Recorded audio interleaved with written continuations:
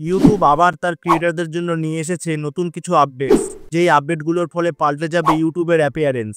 Video শুরু করার আগে বলে রাখি, ভিডিওটা ভালো লাগলে ভিডিওটাকে একটা লাইক করবেন ও চ্যানেলটিকে অবশ্যই সাবস্ক্রাইব করবে।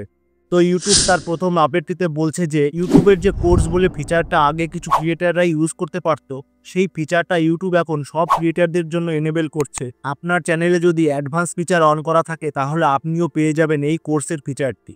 এই ফিচারের মাধ্যমে ক্রিয়েটাররা তাদের একই রকম কিছু ভিডিওর প্লেলিস্ট বানিয়ে তাকে কোর্সের সেকশনে অ্যাড করতে পারবে।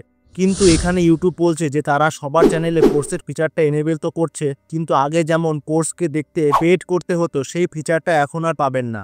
আপনাকে কোর্সেও এখন অ্যাড রেভিনিউর মাধ্যমে ইনকাম জেনারেট করতে হবে। কিন্তু যদি আপনার কোর্সকে বেশি অডিয়েন্স দেখে ও আপনার কোর্সে এঙ্গেজমেন্ট বেশি আসে, তাহলে পরবর্তীতে ইউটিউব আপনার চ্যানেলে এই পেড কোর্সের ফিচারটা অন করে দেবে।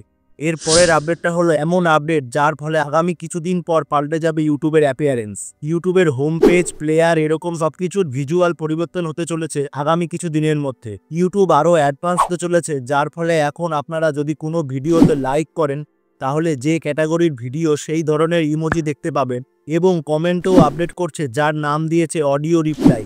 এর মাধ্যমে এখন থেকে সবাই কমেন্ট সেকশনে গিয়ে 30 সেকেন্ড অবধি অডিও রেকর্ড করে তার মাধ্যমে অডিও রিপ্লাই করতে পারবে। এই আপডেটের ফলে এখন ক্রিয়েটারদের পক্ষে তাদের অডিয়েন্সদের রিপ্লাই করা অনেকটাই সহজ হয়ে যাবে। পরের আপডেট ও শেষ আপডেটটা সেই সব ক্রিয়েটারদের জন্য যারা শর্টস ভিডিওতে প্রোডাক্ট ট্যাগ করে আর্ন করে।